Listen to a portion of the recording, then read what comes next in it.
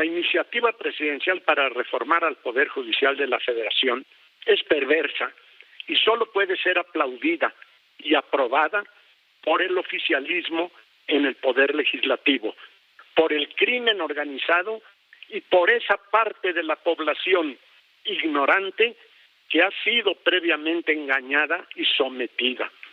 Todos los conocedores del derecho que no están uncidos al carro oficial han expresado su enérgico rechazo a esa reforma por considerarla aberrante y perniciosa.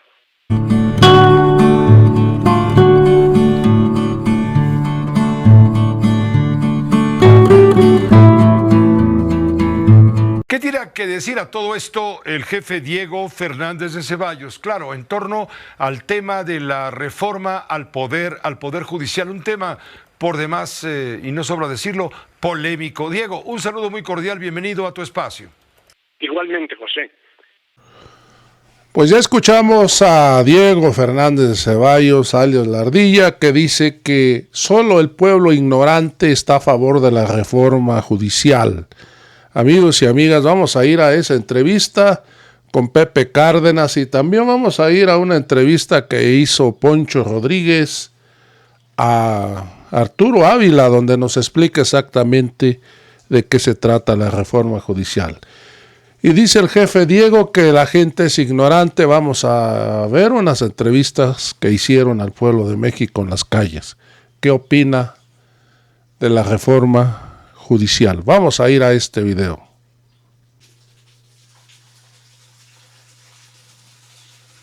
Claudia Sheinbaum. Oiga, ¿se enteró que ella propuso una reforma al Poder Judicial? Sí, cómo no. ¿Y cómo ves? Muy bueno, para que esto se acabe con los jueces corruptos de la judicatura, que ya se vaya para abajo y que el pueblo sea el que mande, no que nos manden ellos, mandar nosotros quienes van a ir a ocupar esos cargos. ¿Usted estaría a favor, jefa, de que se puedan elegir a los jueces y magistrados mediante voto popular? Sí. ¿Por qué? Pues pasa como en las elecciones, ¿no? Votamos por las mejores opciones. ¿Y está usted enterado de la reforma al Poder Judicial? También. ¿Nos puede contar un poquito? Creo que es necesario y se requiere actualmente, precisamente porque ha intervenido mucho la Suprema Corte de Justicia de la Nación en relación a la libertad de muchos de los responsables que en antaño sí cometieron tantas tropelías contra la nación. ¿Y tú votaste por ella? Sí. Cuando votaste por ella, ¿también votaste por la reforma al Poder Judicial? O sea, ¿estabas consciente de que votabas por ello? Sí. ¿Y qué opinas de los jueces y los magistrados? Que es un sistema muy corrupto, que considero que sí necesita reformarse. ¿Pero por qué dirías algo como eso? ¿No sientes que la justicia en México es pronta y expedita? No. ¿No? No, definitivamente no. ¿Sí? Yo voté por ella. Ah, usted que votó por ella, ¿sabe usted algo sobre la reforma al Poder Judicial? Sí, va a ser por elección popular, no designados por el presidente o los ministros, sino va a ser por elección popular. Y eso me parece muy bien, es parte de la democracia. Ahora sí vamos a ir a esta entrevista que le hizo Pepe Cárdenas a Diego Fernández de Ceballos, donde dice que el pueblo es un ignorante, que son los únicos que están a favor de la reforma judicial. Amigos, vamos a ir a esta entrevista. Mira, la iniciativa presidencial para reformar al Poder Judicial de la Federación es perversa y solo puede ser aplaudida y aprobada por el oficialismo en el Poder Legislativo, por el crimen organizado y por esa parte de la población ignorante que ha sido previamente engañada y sometida. Todos los conocedores del derecho que no están uncidos al carro oficial han expresado su enérgico rechazo a esa reforma por considerarla aberrante y perniciosa, porque conducirá a la concentración del poder de la República en una presidencia imperial, destruyendo la división de poderes y negando la impartición de justicia imparcial. No debemos olvidar que el Poder Judicial, José, tiene como una de sus principales funciones proteger a los gobernados de los abusos de los gobernantes. Y cuando un gobernante controla al Poder Judicial, los gobernados quedamos desamparados y son impunes los atropellos de la autoridad. Además, es canallesco que los autores de esa infamia traten de justificarla, arguyendo que la mayoría del pueblo la aprueba, cuando esa mayoría ni siquiera la conoce. La ignorancia y el hambre de millones de seres humanos son grilletes que los someten a sus opresores a cambio de dádivas miserables que los mantienen sobreviviendo de manera infrahumana. Evidentemente, José, el Poder Judicial de la Federación requiere cambios y cambios importantes y debe ser fortalecido y modernizado ante la enorme carga de trabajo que tiene, como también requieren esos cambios los poderes judiciales de los estados, la Fiscalía General de la República, las demás fiscalías del país y las corporaciones policíacas. Pero las difamaciones arteras durante todo el sexenio en contra de los jueces federales y después pedir a la población su opinión sobre la reforma impulsada por el gobierno es simplemente una felonía. Todos los cambios del aparato de justicia deben sustentarse en estudios serios, hechos por expertos y alejados de la política facciosa y cavernaria. Aquí sucede lo contrario. Un enfermo de poder ya decidió lo que le conviene a la justicia, ya agredió a los expertos que han opinado y ya instruyó a sus sicarios en el Congreso Federal para que cambien la Constitución. José, no nos engañemos, México avanza con pasos agigantados en su depravación institucional, con enorme daño sobre todo para los más pobres. Y de ese infierno hay que recordar, tienen grave responsabilidad los 40 millones de apátridas que le dieron la espalda a México y no votaron el 2 de junio. Sin embargo, José, debemos apostar a la formidable fuerza social, esa que ya se ha expresado en las calles hace poco tiempo y que habrá de organizarse para hacer de México un país unido y fuerte, civilizado, justo y próspero. Ningún poder en la tierra es eterno, mucho menos cuando lo detenta la basura en descomposición. José, el reto de México es hacer de cada paria un auténtico ciudadano. Gracias, Diego, gracias. Siempre bienvenido tu comentario en tu espacio. A ti, adiós. Adiós, Diego Fernández de Ceballos, el jefe Diego, su bitácora de la resistencia.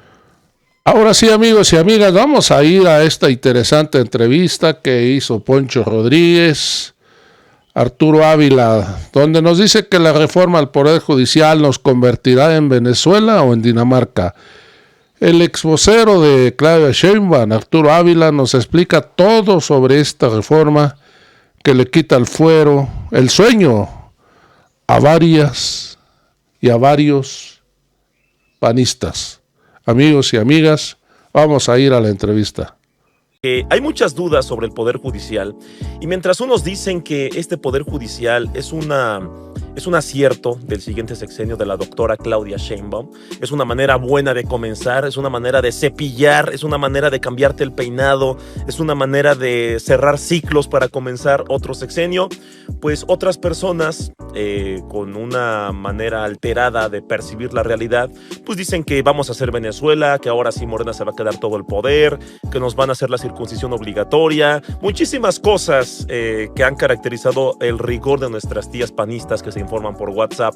Y para desmentir a las tías panistas y a derechairos en general, tengo aquí el mismísimo Tony Stark de la política, el Tony Stark chairo, el mismísimo Arturo Ávila, quien viene desde Aguascalientes, quien fue vocero de la doctora Claudia Sheinbaum, es un chairo hecho y derecho, es empresario, es político, candidato, sex symbol, playboy, todo en uno.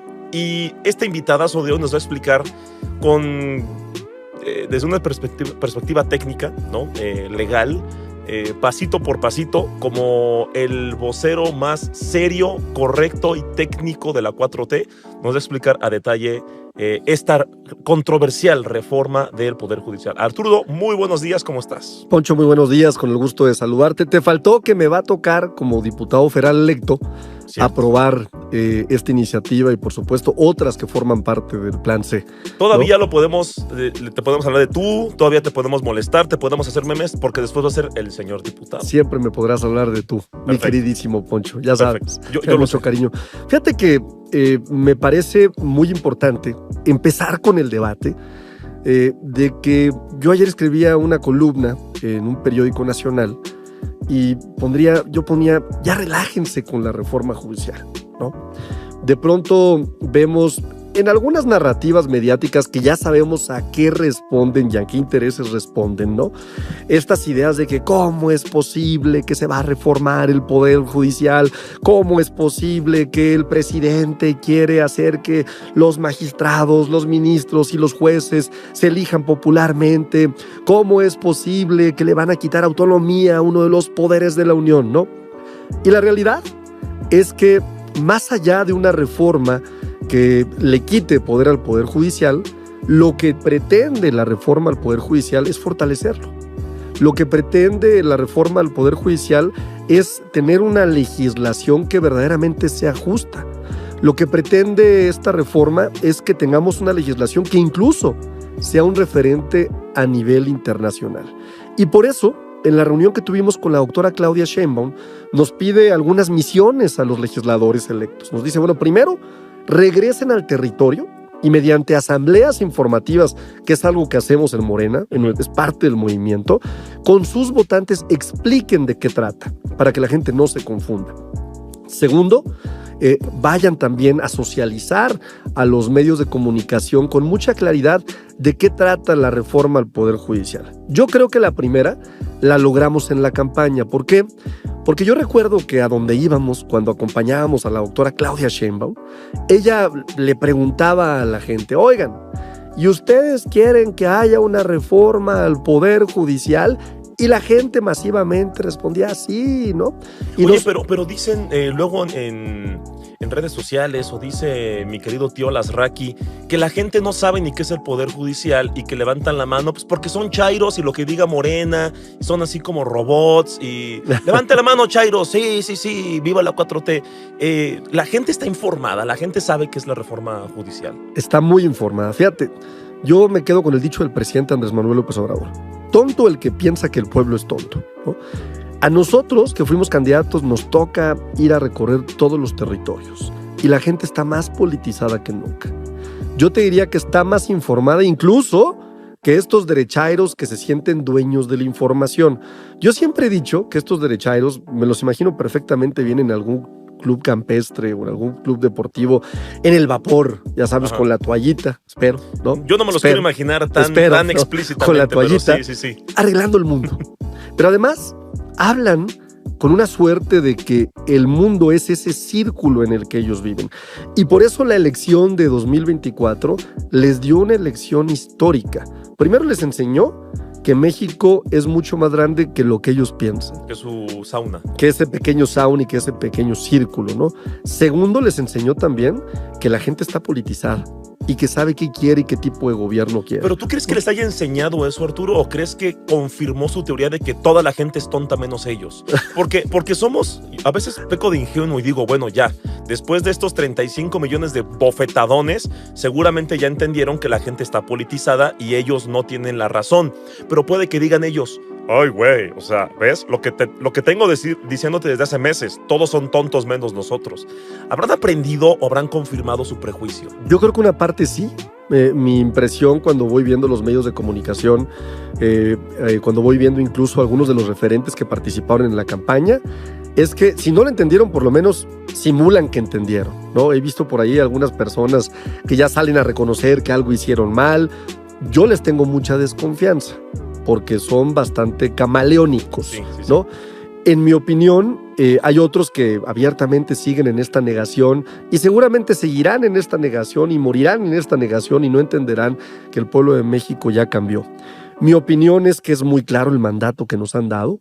Es muy claro que lo que ofrecimos durante la campaña fue una serie de iniciativas constitucionales para modificar la Constitución. Esto se prometió en las campañas, al igual que AMLO, que dijo, a ver, cuando yo gane, avión presidencial para afuera, Los Pinos, esto, Guardia Nacional, becas, bla, bla, bla, bla, bla, bla. Gana, empieza la agenda que prometió, que los únicos que no se enteraron fueron los derechairos. Está improvisando, que quiere... Güey, a ver, los que somos pejólogos, ¿no? Los que le seguimos el paso a todo lo que dice y hace, dijimos, es que esto sí lo prometió. Puedes estar de acuerdo o no, pero sí lo prometió. Y Claudia, en parte de la campaña, reforma al Poder Judicial. Claro. La gente dijo, sí, órale, va, puedes estar de acuerdo o no. Claro. Sale, lo aplica. Ya ven cómo todavía ni llega y quiere traicionar y llevarse el poder, güey. Es que es lo que prometió, ¿no? O sea, la gente votó por eso. La gente votó por eso, pero además no es una reforma que no tenga sentido. Fíjate, yo quiero retomar, Poncho, algunas palabras que decía el ministro Arturo Saldívar hace unos días, justamente en este encuentro que tuvimos con la doctora Claudia Sheinbaum. Decía, cuando yo llegué al Poder Judicial, a la presidencia del Poder Judicial, de la Suprema Corte de Justicia, para ser muy preciso, me encontré con muchísimo nepotismo. Es decir, había espacios de magistrados, de salas de circuito, en donde estaban todas las familias completas. Y además, no era mal visto. Es decir, tener a la tía, a la prima, al sobrino, no era mal visto. Qué bonita unión familiar. Eso habla de valores, que están muy unidos. Normal.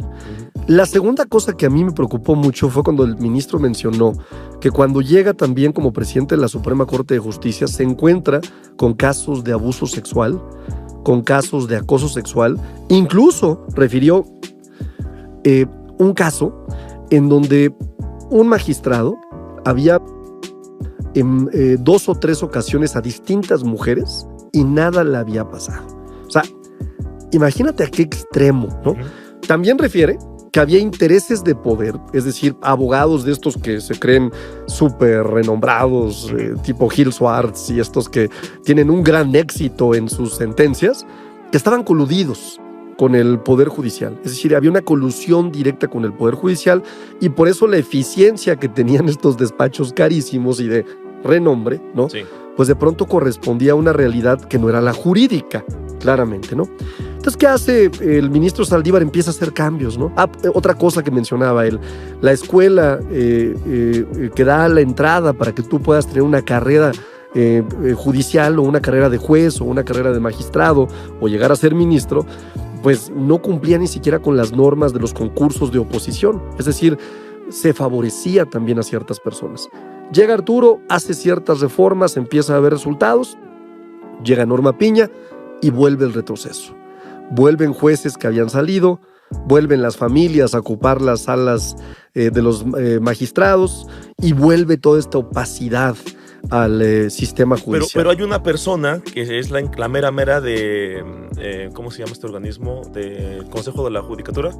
Es una persona que se encarga de controlar a Norma Piña, de poner disciplina. ¿Saben cómo se llama? Norma Piña. Norma claro. Piña, exactamente. Es como, voy a hablar con el gerente. Ay, caray, soy yo soy el gerente, me voy a autorregañar. Eso es horrible. Y también recordamos un caso que fue triste y que nos hizo volver a abrir los ojos. Este juez que dijo que no iban a castigar a porque la niña no supo dar la fecha y la hora y el lugar. Hace 3-4 meses de eso, que todo el mundo se indignó, que porque lo que dijo la niña no correspondía con el día y con la hora o algo así, y por eso tenía, no me acuerdo, que se canceló la prisión preventiva, o sea, no lo liberaron, pero el tipo ya andaba en la calle. O sea, que digas, un juez dijo, no lo podemos encerrar porque la niña no supo dar la hora de la...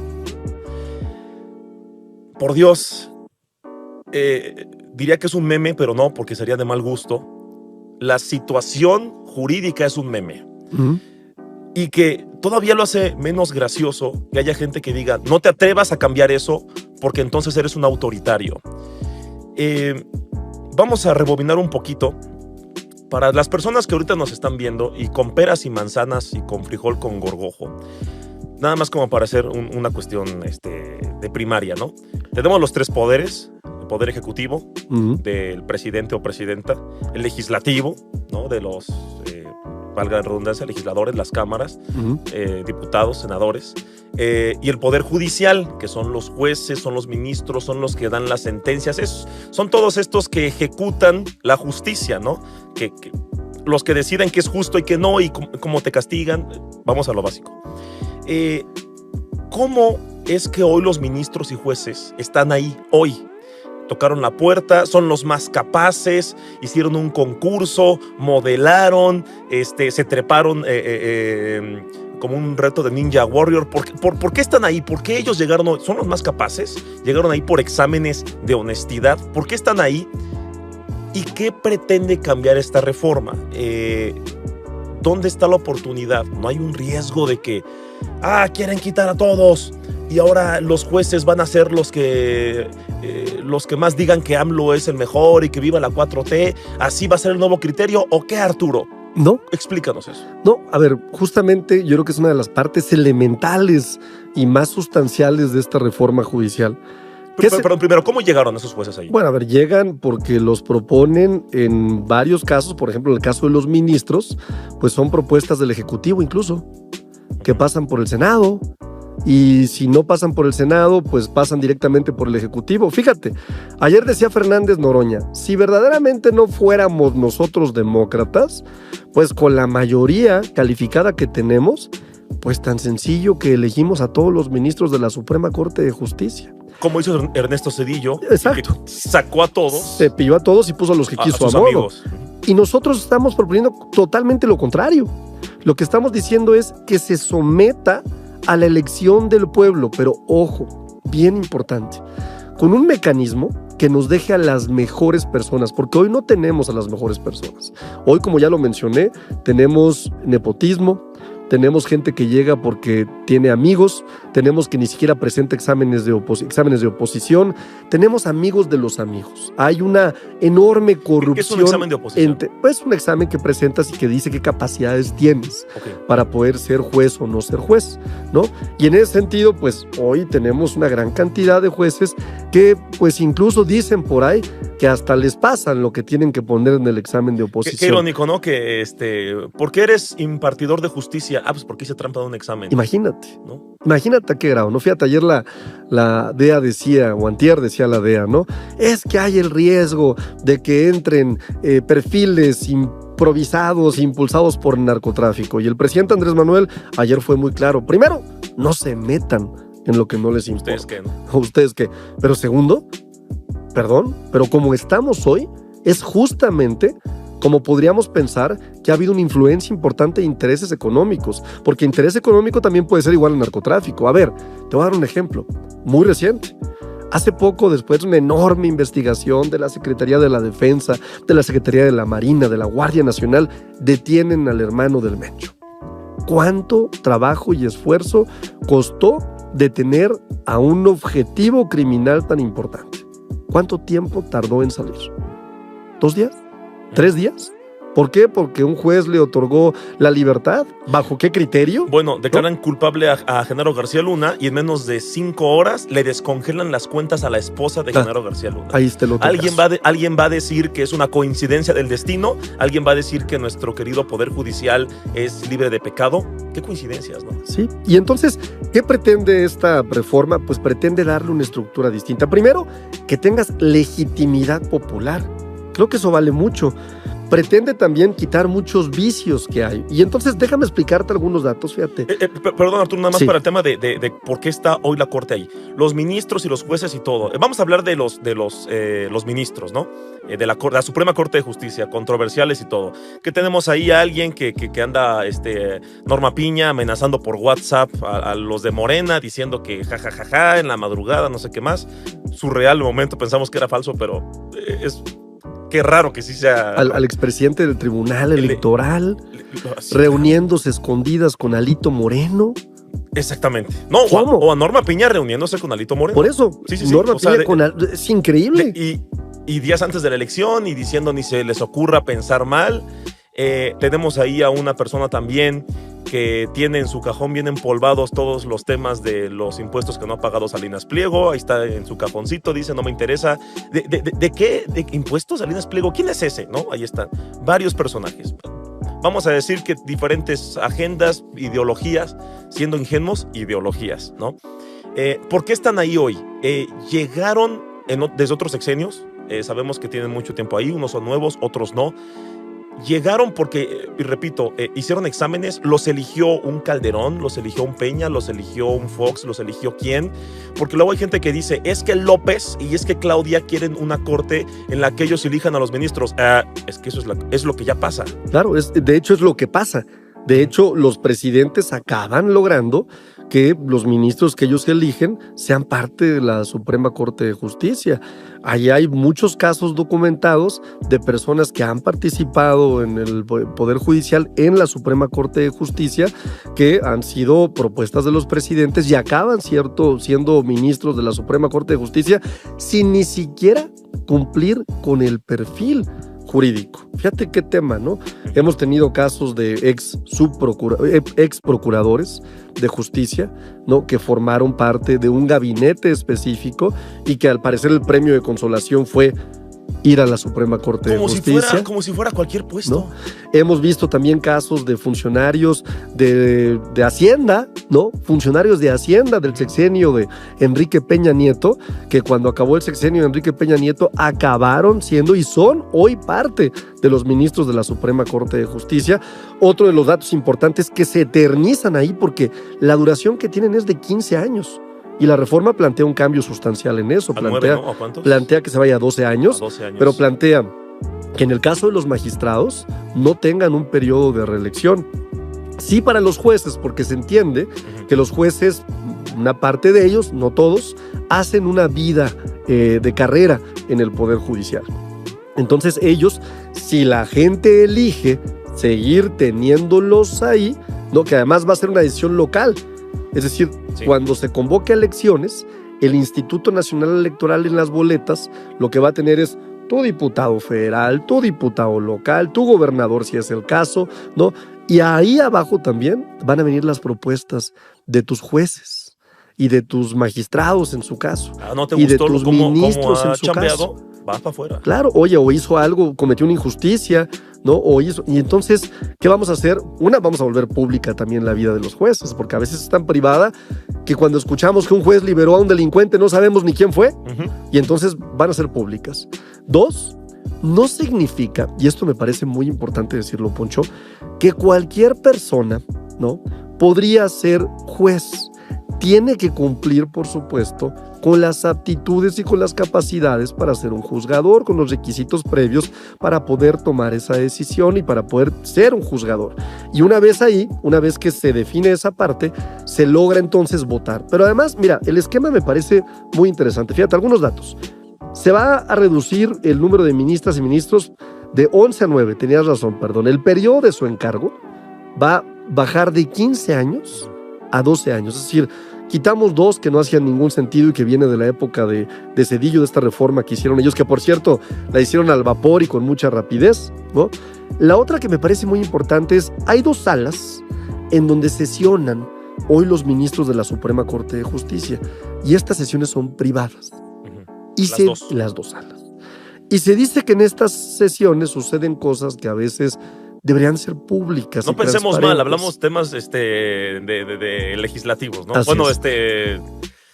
Políticos, amigos, ¿no? Hay cosas que no se pueden ver, cada quien sus gustos. Pues fíjate, la reforma está proponiendo que solo se pueda sesionar en el Pleno y que todas las sesiones sean públicas. Sí. Fíjate qué avance tan importante. Nada en lo obscurito, todo público para los ministros, lo cual me parece también muy relevante. ¿Qué otra cosa me parece bien importante? Se elimina la pensión vitalicia, este tema de retiro que tenían los ministros, que se llevaban miles y miles de pesos durante toda su vida. Y me parece que es algo que en un gobierno de austeridad republicana, en donde el propio presidente de la República pone el ejemplo de cuánto es lo máximo que debe ganar un funcionario, hace absoluto sentido, ¿no? Y aquí está también otra de las cosas importantes, es que las remuneraciones de los ministros de la Suprema Corte de Justicia no rebasen el tope constitucional, es decir, no pueden ganar más de lo que gana el presidente de la República, ¿no? Y esto me parece un avance significativo. ¿Por qué? Porque en un país en donde los neoliberales nos dejaron tanta pobreza, no puede haber un gobierno rico con un pueblo pobre. ¿Qué pasaría en el tema? Bueno, no sé cuál tocar primero. Bueno, vamos primero al tema de las pensiones y de cuánto se puede ganar.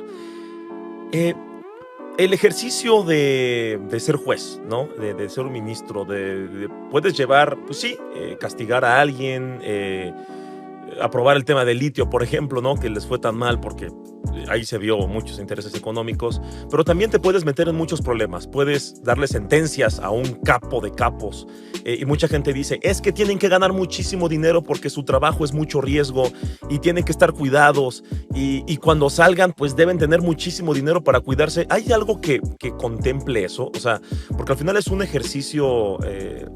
digo como, a ver, entiendo este equilibrio entre, a ver, una cosa es que tu trabajo sea muy importante como el de todos, pero a ver, un policía allá afuera, él también corre un riesgo enorme y es el que gana 8,000 pesos al mes, 12,000 pesos al mes, no es nada. Pero también esto no podría ser usado como una carta de los jueces, de los ministros, a decir, no, pues mejor ya no trabajo en esto porque no tengo dinero para cuidarme. ¿Cómo podríamos contrarrestar eso? ¿Qué le diríamos a estas personas? Fíjate que estás entrando uno de los temas sustanciales de la reforma, ¿no? Uno es la elección, ¿no? Que ya vimos que sin duda va a ser positiva, sin duda le da legitimidad a la gente, además pone un referente a nivel mundial, elegir, ¿no? Ahorita te voy a explicar cómo se van a elegir, cuál es la metodología de la elección. Es lo que te voy a decir porque, ¿no?, es muy complejo, sí. Así es. Y está sencilla, nada más hay que explicarla para que la gente la tenga muy clara, ¿no? Pero algo que me parece relevantísimo de esta reforma es que el Consejo de la Judicatura, este órgano que en teoría tiene que revisar que los jueces, los magistrados y los ministros hagan bien su chamba, ¿no? Hoy lo preside Norma Piña. Y como tú decías, es juez y parte. ¿Qué está proponiendo la reforma? Pues está proponiendo un tribunal de justicia disciplinaria, judicial, que pueda por primera vez llevar a juicio a los juzgadores que hagan mal su trabajo. Y eso me parece importantísimo. Fíjate, va a poder recibir denuncias de cualquier persona o autoridad. Va a poder investigar a ministros, a magistrados, a jueces, no solamente hecho. Todo el ámbito de lo que va a poder investigar es conflictos de interés público, va a poder investigar si existen hechos de corrupción, tráficos de influencia, nepotismo también, complicidad, encubrimiento de presuntos delincuentes o resoluciones que no se estén de acuerdo a principios de igualdad. O también que haya imparcialidad, que no haya profesionalismo, que no tenga independencia o que no tengan excelencia. Esto me parece, de veras, de los cambios más importantes. Si tu juez está favoreciendo a tu... Ahora vas a poder denunciar a ese juez. Sí, con este tribunal. Pero además el tribunal va a ser autónomo, no va a depender de absolutamente ningún poder. Va a tener magistrados que también van a ser elegidos por el pueblo con estas capacidades.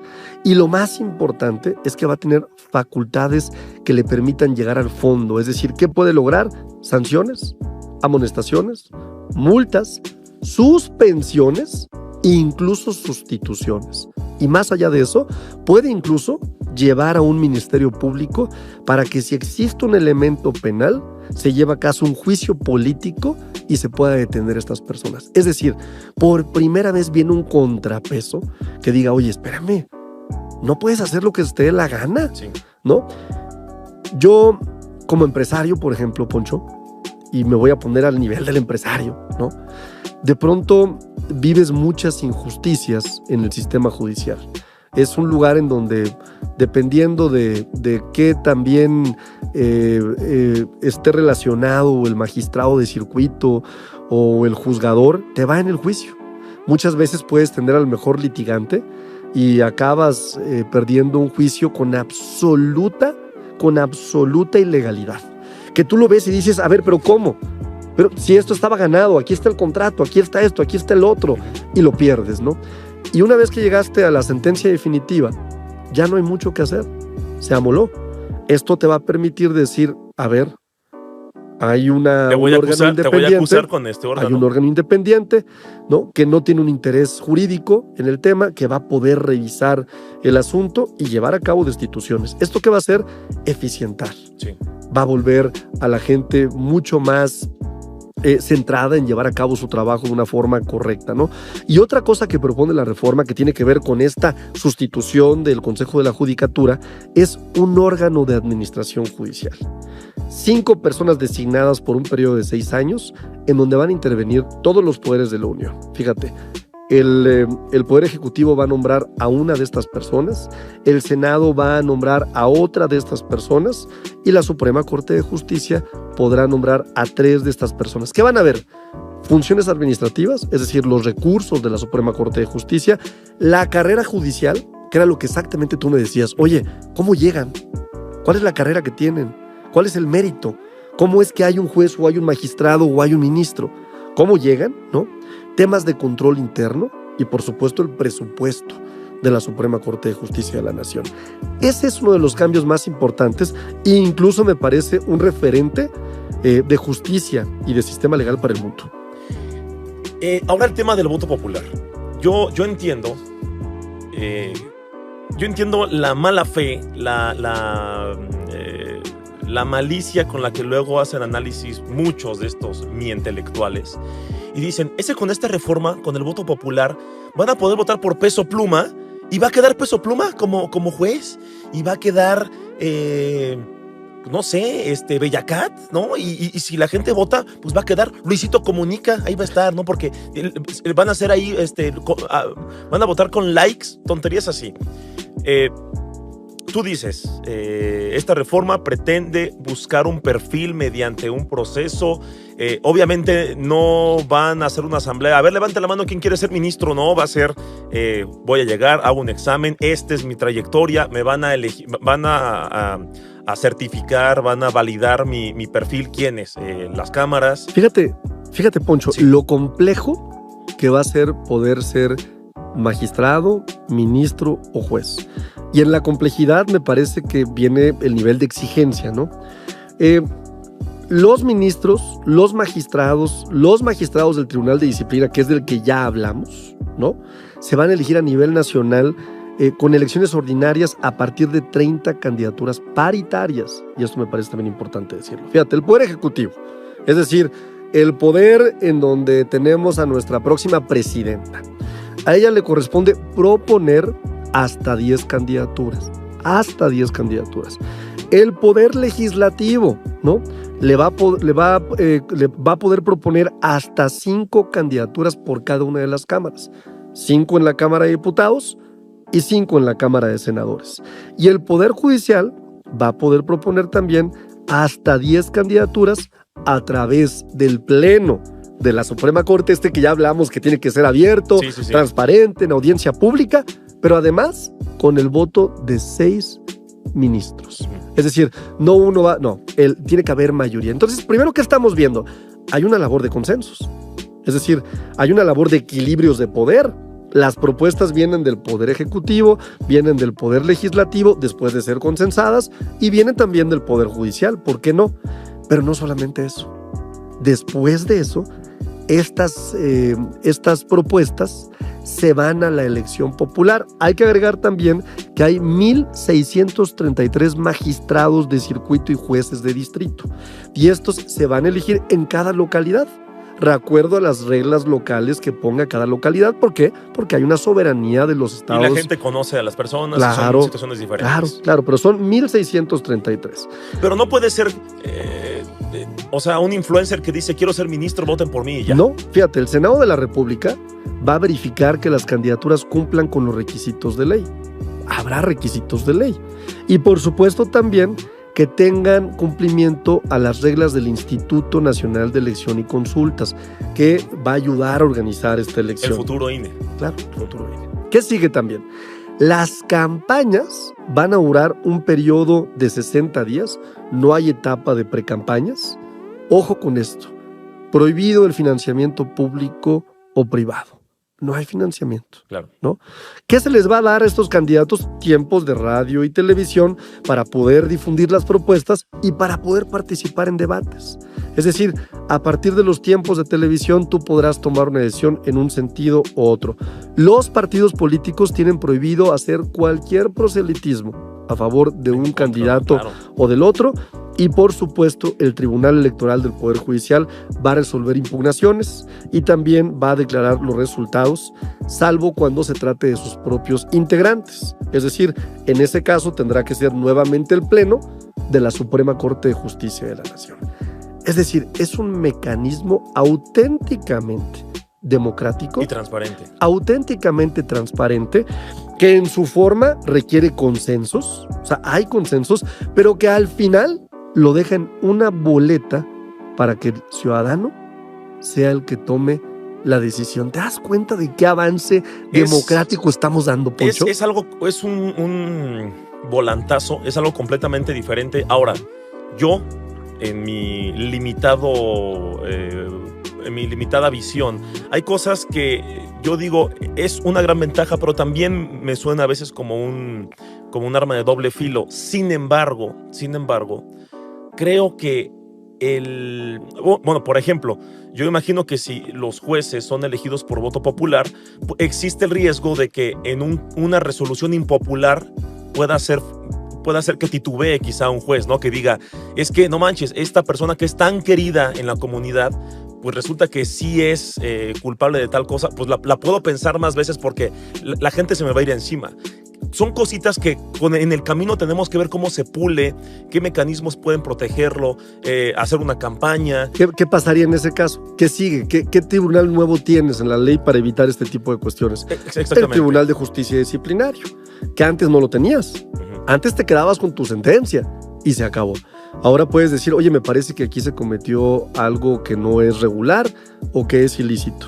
¿A dónde voy? A un tribunal que es absolutamente independiente, que va a revisar completamente la actuación del juez, del magistrado o del ministro incluso. Sí. Entonces me parece que tienes ya una herramienta nueva que no teníamos en este momento, ¿no? Sí, hay muchas cosas, a eso me refiero, es un riesgo que ahorita uno piensa, oye, ¿cómo vamos a proteger para que no pase eso? O lo que comentábamos ahorita, el tema de, oye, voy a hacer una sentencia contra un capo, pero estoy ganando tanta cantidad, pero no tengo seguridad. Oye, tienes razón, vamos a... O sea, no es que tenemos el dinero así como un salario, como un sueldo, pero parte de tus prestaciones es temas de seguridad, o sea, un seguimiento. Yo sí creo que hay muchas cosas que se pueden mejorar aquí. Y mucha gente dice, por ejemplo, lo usan como un ataque muy, muy bajo. Tonterías, ¿no? Como que ahora la gente va a poder elegir a tal influencer para que sea ministro. Por lo tanto, detengamos toda la reforma. Y dices, oye, es que aquí hay cosas que urgen. El tema de que un juez y un ministro tenga encima a otro juez y ministro, o sea, ni siquiera encima, lo dije mal. El árbitro va a tener a alguien que lo vigile, ¿no? Y esa persona que lo vigila también va a ser vigilada por el mismo árbitro. Es decir, yo ya puedo acusar a un maestro con otro maestro. Yo le puedo acusar al director de mi secundaria con el director de mi preparatoria. Ya no tiene el poder absoluto. Eso es algo que puede tener, podemos ahorita decir, mira, está el riesgo de esto y aquello. Sin embargo, me parece que como hoy está manejándose el Poder Judicial, esto tiene muchas más ventanas, muchas más cosas que le puedes pulir, que dices, mira, esto no me gusta. Si lo arreglásemos, no se compara para nada en toda la oscuridad que hay hoy en el Poder Judicial, en estas babosadas de que declaran culpable a García Luna y en menos de 12 horas le descongelan las cuentas. El Poder Judicial le descongela las cuentas a alguien que en Estados Unidos dicen, sí, lo vamos a castigar porque estuvo coludido con el narcotráfico, el brazo derecho del presidente. Y sin ningún tipo de pudor le descongelan las cuentas aquí en México. Y luego dicen, ay, no nos toca en el Poder Judicial, no hacemos nada, somos santos. Están evidenciando el caso de un empresario que no ha pagado miles de millones de pesos en impuestos. Y cuando se empieza a hacer una investigación, le dan carpetazo, guardan el cajón y dices, Y luego dices que, y no quieres que la gente desconfíe del Poder Judicial. Me parece que haciendo esto los vamos a encuerar y van a decir, ya no voy a poder hacer esas puercadas porque ya tengo gente viéndome, nada que en lo oscurito. Tengo a lo que vaya a representar al Consejo de la Judicatura. Tengo a la gente que si lo hago mal me corren. Es una especie de revocación. Tengo a la gente que si lo hago bien voy a seguir. Me parece que esto, a pesar de las cosas que hoy no estemos tan de acuerdo y que se pueden pulir, tiene mucho más sentido que esto dé mejores resultados porque la van a pensar dos veces los que allá arriba en el Poder Judicial, que tiene muchísimo peso, a veces hasta más que el presidente porque le detienen iniciativas al presidente y a las cámaras, que alguien con tanto poder diga, ya no voy a poder operar en lo oscurito. Eso me parece que vale la pena completamente. Sin duda, a ver. Vale la pena el riesgo. A ver, Poncho, lo acabas de decir. Imagínate, el caso de Salinas Pliego, ¿no? ¿Cuántos miles de millones de pesos están en juego? ¿Cómo no suponer, ¿no? que ese recurso puede de pronto, una mínima parte de ese recurso, ser una tentación para el juzgador? Si el juzgador toma una decisión equivocada que no va conforme a derecho, ¿quién lo va a hacer responsable? ¿No? Y tienes dos nuevos órganos aquí. No es un consejo de la judicatura con un conflicto de interés como lo tenía Norma Piña. Es un tribunal autónomo que no depende de nadie, que fue electo además por el voto popular y que va a decidir, ¿sabes qué? Esto no fue correcto. Pero no solamente eso, lo que tú decías, tienes ahora el voto popular. Y fíjate, los periodos de duración. Va a bajar, en el caso de los ministros de la Suprema Corte de Justicia, a 12 años sin reelección. Se acabó. O sea, no es una beca, ¿no? Segundo tema. Los magistrados del Tribunal de Disciplina, que ya platicamos de qué trata este tribunal que sustituye al Consejo de la Judicatura Federal. ¿Cómo ¿no? se llama este órgano? ¿Cómo se llamaría? Tribunal de Disciplina Judicial. Tribunal de Disciplina Judicial. Okay. Estos magistrados y también los magistrados de las salas superiores del Tribunal Electoral del Poder Judicial y también los magistrados de las salas regionales únicamente podrán estar en el cargo 6 años, y esto me parece fundamental, sin reelección. Sin reelección. Y esto, ¿qué es una sala, digamos, superior? Es una suerte de mini Suprema Corte de Justicia, ¿no? Y entonces es muy importante que no se generen vicios que dan la temporalidad, ¿no? La máxima del sufragio efectivo no reelección, que incluso la propia doctora Claudia Sheinbaum ya está impulsando en los demás poderes. Para que no haya reelección en los demás poderes. Claro. Y perdón, ese paréntesis, qué irónico que al que dijeron que se iba a reelegir, que era un violador de la democracia y que él dijo que no me voy a reelegir, hombre, ya le dije que no. No, si quiere, vas a ver. Es el que él y Claudia están impulsando no reelección en ninguna de las cámaras, bueno, en el Poder Legislativo Judicial, después de que PRI y PAN hace un sexenio sí votaron a favor de que se pudieran reelegir. Claro. Es nueva esta ley. Es nueva, claro. Y entonces qué irónico que el que dicen que es un dictador que se quiere perpetuar, que es un enfermo de poder, él es el que les va a quitar la reelección a los que lo denunciaron de que se quería reelegir. Qué poéticamente irónico. Y la gente lo sabe. Por eso los resultados de las pasadas elecciones. Y luego sí tenemos, en el caso de los magistrados de circuito, ¿no? Y de los 756 jueces o juzgados de distrito, 9 años de periodo con la posibilidad de reelección. ¿Por qué? Porque efectivamente sí pretendes crear una burocracia jurídica profesional que permita ser gente que sepa juzgar, pero que esté en el escrutinio del pueblo. Es decir, te di la posibilidad, hiciste bien tu trabajo, te quieres reelegir como juez de circuito, va, está bien. A nivel local. ¿No? ¿Por qué? Porque hiciste una carrera judicial a nivel local. Y eso me parece importante también. Entonces, esta idea de que no van a meter al influencer o Peso Pluma va a ser ministro de la Suprema.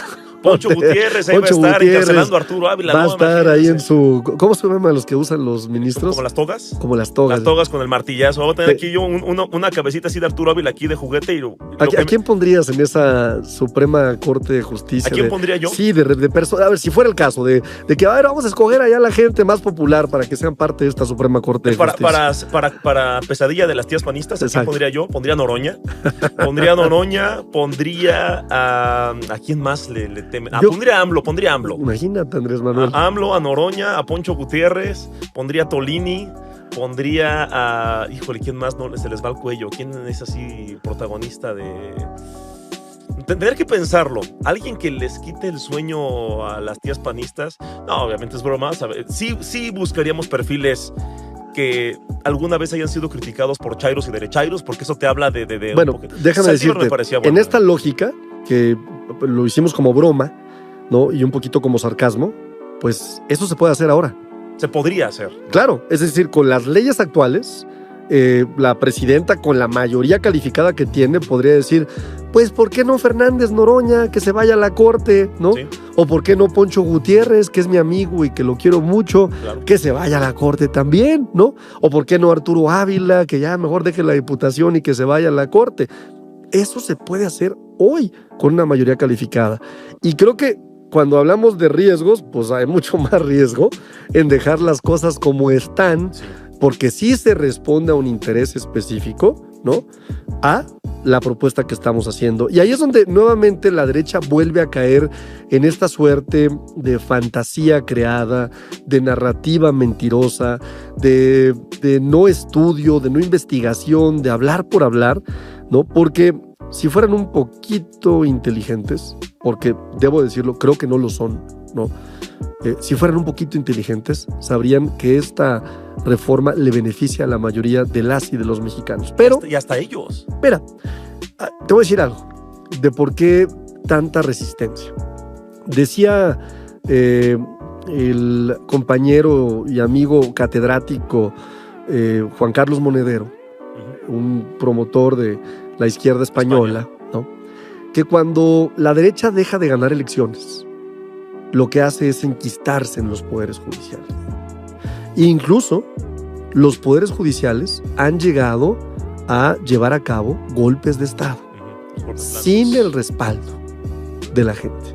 Y ese es el riesgo que puede llegar a suceder. Por eso también la legitimidad popular nos da el respaldo de que no tendremos gente que responda a intereses muy específicos, porque, a ver, ya ha pasado en varios países en la historia del mundo, en donde el poder judicial ha dado golpes blandos a las democracias, porque es la única manera de quitarle el poder al pueblo.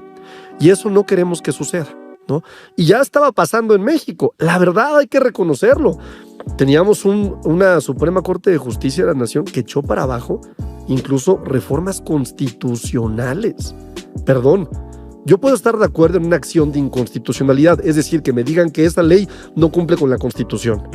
Pero si yo cumplo con los requisitos para reformar la Constitución, ¿no? A través de la representación popular, ¿no? Que me da el pueblo en las cámaras de diputados y de senadores, y después la Suprema Corte de Justicia decide echar para abajo esas reformas, como lo hizo la ministra Norma Piña, es meter el pie en un poder que no le corresponde, sin ninguna legalidad. Y la gente se dio cuenta de eso. La gente se dio cuenta de eso. Entonces, había un riesgo latente. La vimos operando, mandando mensajes al presidente de un tribunal que en teoría es autónomo, al tribunal electoral, hostigando, ¿no? Reuniéndose con los jefes de los partidos políticos. Reuniéndose con los jefes de los partidos políticos. A ver, yo estuve presente, y no se me olvida, fíjate, en Querétaro, en este evento en donde se celebraba el aniversario de la Constitución Política Mexicana, que fue la primera aparición en público de la ministra Norma Piña.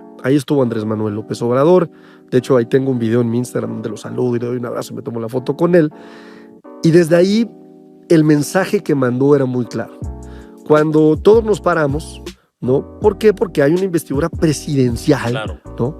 Ella se quedó sentada. Es cierto, no me acordaba. Se quedó sentada. Y no solamente se quedó sentada, se reía, había una actitud apática, había una actitud burlona, y mandaba la señal de cómo sería la relación con el Poder Judicial. Incluso su discurso, que es de veras motivo de análisis, ella deja ver un poquito el camino, ¿no? En una disfrazada autonomía del Poder Judicial, lo que estaba dejando ver es que venía un conflicto con el Poder Judicial, que en mi opinión respondió a intereses de la derecha. Y fueron evidenciados además. Que incluso Armenta, ¿no? Cuando denunció los mensajes por WhatsApp que se veían ridículos, que dijimos, Armenta también, pues tú no manches.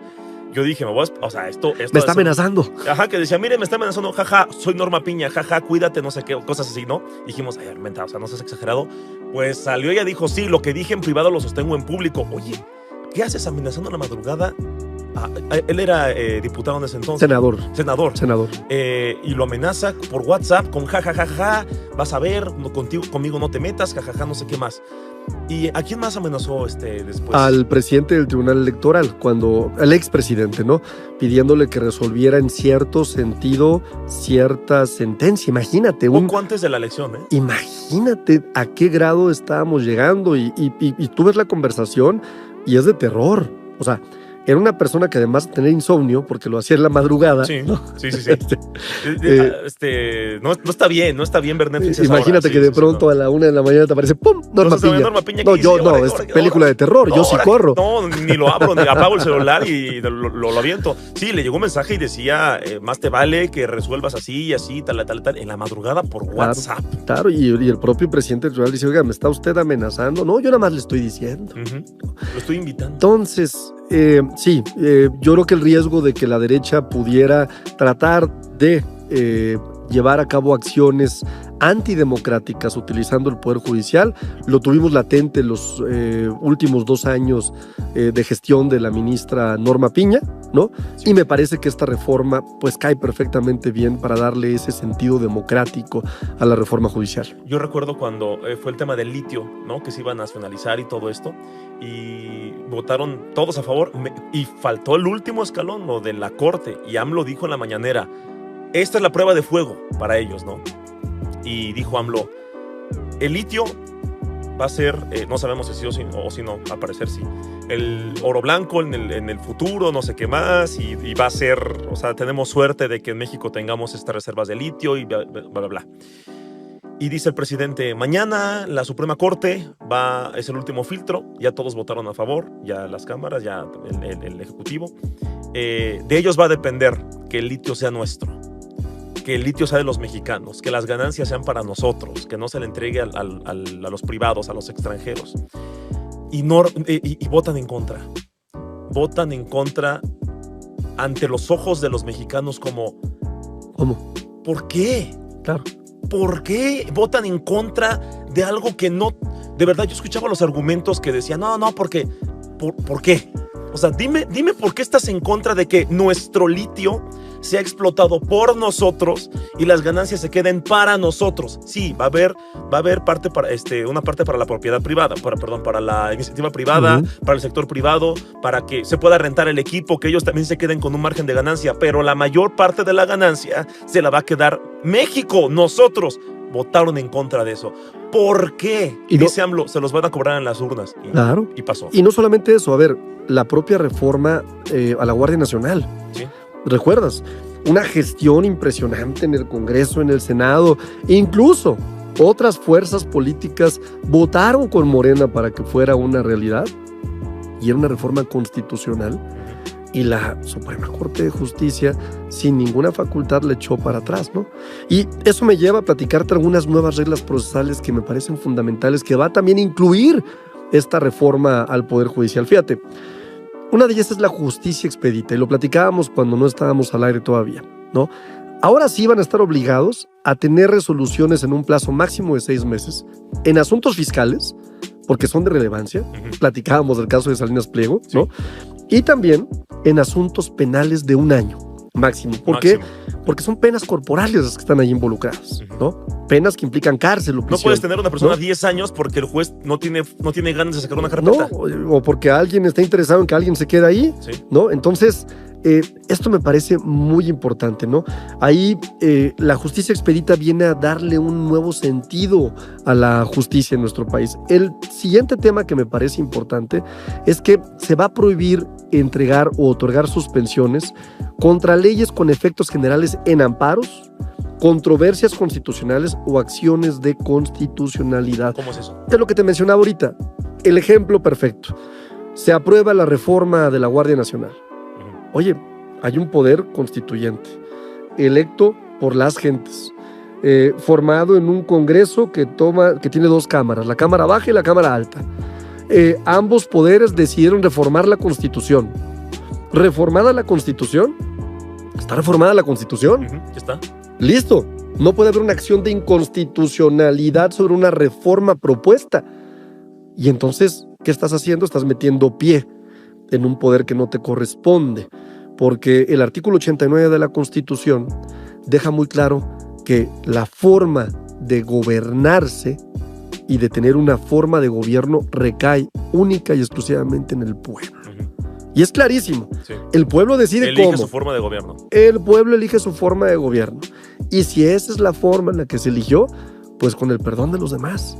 Tienen que entender que esa fue. Entonces, esto se va a evitar. Otra que me parece muy importante es que, ya lo mencionamos, en la justicia local, las reglas de elección directa las van a establecer directamente las entidades federativas y los poderes de las entidades federativas, que en mi opinión debería ser un espejo de lo que se va a hacer a nivel nacional, pero da libertad para que cada quien... Puede ser un programa piloto. Claro. ¿No? Si funciona a nivel local, oye, y si lo llevamos arriba. Y algo que me encanta, los fideicomisos ilegales del Poder Judicial. Un buen día decidieron en el Poder Judicial que su fondo de pensiones deberían de manejarlo ellos. Y se ha vuelto una caja de Pandora, ¿no? Pero además es la forma en la que han sometido a los trabajadores del Poder Judicial, diciéndole, no, es que se quieren llevar sus pensiones. Sí, no hay nada más falso, ¿eh? Es todo lo contrario. Lo que se pretende es darle transparencia absoluta y garantía al trabajador del Poder Judicial de que su pensión está en un organismo de pensiones, como lo es el Fondo de Pensiones para el Bienestar, resguardado, que es intocable, porque hoy no sabemos qué se hace con ese dinero. Hoy no sabemos absolutamente nada de esos recursos. Es más, hasta preocupa la resistencia que hay para transparentar. ¿Qué están escondiendo? ¿Qué se esconde? ¿Dónde están? ¿Para quién es? O dónde está invertido. Y esa utilidad que generan las inversiones, ¿de cuánto es? ¿Está en una buena inversión? ¿Alguien se lleva una comisión por la inversión y por la bolsa, o se la llevan completamente los trabajadores? Porque que no se nos olvide, ¿no?, que los principales actos de corrupción de los fondos de pensiones está en las inversiones que se manejan de ellos, en donde hay mucha corrupción, ¿no? Una institución bancaria o financiera puede decir, oye, pásame el monto de recursos, ¿no? Hay un rendimiento del 6%, ¿no? Y te doy 2 puntos por fuera. Eso ha llegado a pasar, casos documentados de corrupción. Usan el dinero de los trabajadores de Poder Judicial, claro, de los que, por cierto, para los que no se acuerdan, hace que como un año también se estaba diciendo, vamos a hacer, decía AMLO, la reforma de todo esto, un poco diferente en aquel entonces. ¿Se acuerdan que había marchas de los trabajadores del Poder Judicial que decían, es que nos quieren correr a todos? ¿Es que AMLO nos quiere correr a todos? ¿Es que AMLO dice que nos va a despedir masivamente? En ninguna parte de esta iniciativa, en ninguna parte se hablaba de correr a los trabajadores. Era un tema con los de hasta arriba. Y a ellos les decían que les iban a quitar sus prestaciones, cuando era justo esto, es que es quitar, es encuerar los fideicomisos. Paréntesis para la gente que no sepa, un fideicomiso es como un ahorrito, es un dinero destinado a cierta función que lo administra cierta persona, pero puede que esa persona diga, yo no quiero que nadie vea cuánto dinero es y cómo lo manejo. Por eso lo tienen tan escondido. Esta reforma plantearía sacar ese dinero y decir, a ver, ¿durante cuántos años lo tuviste? ¿Cuánto le metiste al mes? ¿Lo tenías invertido en algún lugar? Ok, sí, ¿en dónde? ¿Es legal o ilegal? ¿Cuánto dinero ganaste? ¿No? Se me fue la palabra, el 6%. Rendimientos. Los rendimientos. Ese rendimiento, ¿quién se lo quedó? ¿Lo regresaste ahí para que siguiera generando más rendimientos proporcionales?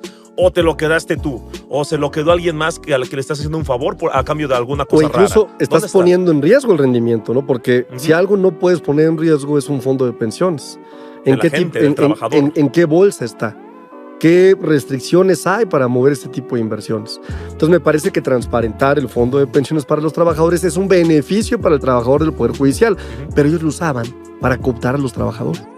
Por eso veíamos manifestaciones del Poder Judicial asustadísimos cuando se hablaba, ¿no?, de la posibilidad de quitar este fideicomiso. ¿Por qué? Porque la ministra Norma Piña les decía, díganles a todos los trabajadores que les van a quitar sus pensiones y todo lo que han ahorrado. Nada más falso. Lo que me suena a consejeros del INE diciendo, díganle a los trabajadores del INE que quieren desaparecer el INE. Lo mismo. Que salgan a marchar en la marcha rosa porque Lopitos quiere desaparecer al INE y capturar la democracia. Oye, solo quieren que te bajes el sueldo. Lo mismo. Solo quieren que te bajes el sueldo, güey, bájatelo 20%. No, en lugar de bajarme ese dinero que ya tenían o sea, ya era una cantidad enorme. Oye, güey, bájate 20% del sueldo, güey. Ya te vas a ir en un año. Ya te vas a ir en año y medio. O sea, déjalo así, güey. Trágate poquito el orgullo. No. Moviliza a toda la gente y diles que AMLO quiere desaparecer al INE para que voten en contra de esto, para que yo siga ganando 20% más. El ego, el egoísmo más bien. Güey, engañaste a tanta gente. O sea, que a mí me daría flojera decir, ya, güey, en lugar de ir yo a marchar y eso, ya, güey, bájame el varo, ya, o sea. Oye, pero además, curioso, Poncho, porque ese INE que salían a defender fue el que ahora estaban atacando, ¿no? Que cómo era posible, ¿no? Que cuáles traidores y no, oye, a ver, hay una incongruencia en la derecha, ¿no? Y una hipocresía increíble, ¿no? Y ha quedado demostrada. Y yo creo que no solamente hay que decir que esta es, digamos, hoy la reforma que forma parte de la narrativa de comunicación más importante, ¿no? Y es con la que la derecha ahora pretende espantar a la gente. Sí creo que hay un interés genuino de la derecha porque pierden una herramienta de poder que les estaba ayudando a compensar de alguna forma que ya no fueran electos mediante el voto popular. Y claro que hay intereses afectados. Ya estaban jugando, la Corte estaba jugando a un partido político, lo cual es gravísimo. Claro, bueno, el INE lo hizo también con Lorenzo. El INE fue un partido rosa. Claro. No fue el Partido Nacional Electoral. Claro, horrible. Por supuesto. Y yo decía, mientras en las mesas de análisis serias hablaban de que Lopito es el dictador y que ahora sí vamos a hacer Venezuela y la dictadura. Oye, güey, tienes al presidente el árbitro, el presidente del INE, el que se supone que tiene, el que decide quién gana y el que es limpio, haciéndole el trabajo al PRI y al PAN. ¿Por qué de eso no dices nada? ¿Por qué eso no te preocupa? Y Norma Piña haciéndola de defensora del PRI y el PAN en contra de Morena. Eso es tener al árbitro y al Poder Judicial de un lado claro y evidente del PRI y del PAN o en contra de Morena, como lo quieras ver. Eso sí es gravísimo. Esto es mucho más grave que tus dictaduras imaginarias. Nadie habló de eso, lo cual me hace pensar o no se dieron cuenta porque son muy tontos o lo sabían perfectamente porque son cómplices de ese poder. Pero además, Poncho, a mí me gustó mucho algo que decía uno de nuestros referentes más importantes hace unos días, Pedro Miguel, ¿no?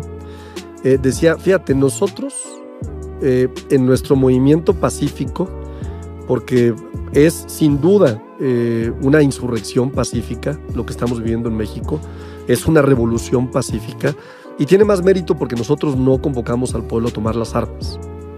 Tomamos las bases jurídicas que nos dieron los neoliberales. Es decir, sus herramientas. Con sus propias herramientas tramposas, nos tocó competir contra ellos. Y el mérito está en el pueblo, porque el pueblo demostró que tiene una enorme grandeza, ¿no? Y que nada puede contra él. Y ese es, yo creo que el mayor mérito de este gran movimiento de Morena, ¿no? Cuando tú piensas en toda la lucha histórica que tuvo este movimiento, en cómo logramos a pesar de las reglas de los neoliberales, porque las reglas actuales son las de ellos, y con las reglas de ellos salimos a ganar elecciones, salimos a cuidar casillas, salimos a pelear contra ellos, ¿no? Hoy corresponde a la izquierda, a este movimiento, poner las reglas. Y fíjate qué generoso movimiento. Porque en vez de hacer lo que cualquiera pensaría, que es tomar control, hacer lo que sí hicieron ellos, como lo han hecho muchos gobiernos de izquierda en el mundo. Sí toman el control porque se sienten amenazados, dicen, no, espérense, yo lo tomo. Dice, no, que el control lo tome el pueblo. Y ahí está el mérito de esta reforma judicial. Y el día que Morena falle, el pueblo se lo puede cobrar con las herramientas que puso Morena, para que regrese el PRI o el PAN o MC o quien sea. A ver, vamos más lejos, Poncho. La revocación de mandato. La revocación de mandato es una propuesta de Andrés Manuel López Obrador. Fíjate, aquellos que decían que era un dictador, que Venezuela, que se iba a quedar para la posteridad, Andrés Manuel López Obrador, les dio una lección de democracia absoluta. Es decir, hoy la doctora Claudia Sheinbaum, a mitad de su sexenio, se someterá a la revocación de mandato. ¿Para qué? Para que la gente evalúe si quiere continuar con el gobierno de ella o no. Algo que en la vida se hubieran atrevido a ser los neoliberales. Es más, yo te digo, si hubiera habido una revocación de mandato en el gobierno de Enrique Peña Nieto, lo hubieran corrido. Si hubiera habido una revocación de mandato en el gobierno de Felipe Calderón Hinojosa, lo hubieran corrido. Si hubiera habido una revocación de mandato en el gobierno de Vicente Fox, lo hubieran corrido. Es decir, la gente está tomando por primera vez de forma auténtica el poder. El pueblo verdaderamente es quien decide. Y por eso Andrés Manuel López Obrador pasará a la historia no solamente como uno de los mejores presidentes de la historia de nuestro país, sino como que aquel, ¿no?, que vino a darle aires de cambio, aires de transformación a un país que estaba en la auténtica desesperación. Yo vengo de una generación, Poncho, en donde cuando yo era niño se hablaba de hiperinflación. Cuando eras niño se hablaba del riesgo de los tiranosaurios atacando. También, pero cuando crecí un poquito más. Ya de puberto. Sí. ¿No? Que gobernaba Miguel de la Madrid, por ejemplo. Yo tenía 6, 7 años en esa época. Lo único que yo escuchaba era hiperinflación, lo único que yo escuchaba era corrupción, lo único que yo escuchaba era el peso ya perdió contra el dólar, lo único que yo escuchaba es las 3.500 empresas paraestatales se van a privatizar y creo que dejó 560 nada más. Él fue el gran padre del neoliberalismo, a través de el GATT famoso, le dio entrada a todas estas políticas neoliberales, ¿no? Y el gran inicio del desastre económico, porque hay que tener muy claro qué representa un proyecto y qué representa el otro, ¿no? Un proyecto es un proyecto que no pone como premisa fundamental la felicidad de la gente, sino que pone el individualismo, ¿no? Y en esa lógica de individualismo necesitan un Estado que no sea fuerte, porque un Estado que no es fuerte no podemos entonces meter mano para sacar igualdad, ¿no? Y necesitan que la mayor parte del recurso se quede en la esfera de unos pocos y no importan los demás, y entonces hay una especie de esclavitud moderna, y por eso tuvimos una generación. México era una fábrica de pobres. A partir de que llega Andrés Manuel López Obrador, fíjate qué dato te voy a dar: todos los días salieron 3.500 personas de la pobreza extrema, todos los días, según el Coneval, no según Arturo Ávila, según el Coneval, claro, y eso me parece un dato que es bien importante, ¿no? Oye, los programas de bienestar sí vinieron a aliviar verdaderamente el olvido en el que teníamos a mucha gente. Y falta mucho, sin duda. Fueron años de olvido. Por eso no podemos olvidarnos de un Borges que se robó la mitad de Quintana Roo. Por eso no podemos olvidarnos de los Duartes, ¿no? Cuando tú escuchas que en la sentencia le están diciendo que se robó 3,000 millones de pesos del estado de Veracruz y el otros tantos miles de millones de pesos de Chihuahua, ¿no? Cuando tú empiezas a escuchar la gran cantidad de historias de corrupción históricas que tenía este país, es cuando dices, no lo podemos olvidar. ¿Para qué? Para que no se repita. Sí, por eso que eso es para los jóvenes. En pocas palabras diríamos que eso es lo que por afuerita pretende. Por afuerita en general, ¿no? Punto por punto. Obviamente cada uno de esos aspectos tiene muchísimas aclaraciones, características, semipuntos, tiene varias cosas ahí. Tú le puedes garantizar a la gente, a los mexicanos que pusieron en tus manos y en la de Morena toda la capacidad de reformar el poder. Ayer yo le decía a Cravioto, el senador, le dije, mira, yo no soy morenista, yo no soy militante, soy izquierdista y me emociona ser parte y presenciar esta etapa histórica de México en la que el pueblo le da el poder y la confianza a Morena. Si te das cuenta de la responsabilidad que tienes en tus manos, además del café, tienes una enorme responsabilidad de quedarle muy bien a la gente, tú y Morena. Me puedes ver a los ojos, bueno, a mí no importa, luego te enamoras, más bien a la gente, que digan, o sea, que tú le digas, no la vamos a cagar, de verdad, estamos a la altura del momento histórico. Sí se lo podrías garantizar a la gente. Claro, por supuesto. Yo creo que desde que tomamos la determinación de participar por un espacio en el Congreso o en el Senado, los que van a ser gobernadores, pues sabíamos perfectamente bien cuál es el plan que estábamos respaldando. Nadie presentó una propuesta tan clara, como la doctora Claudia Sheinbaum.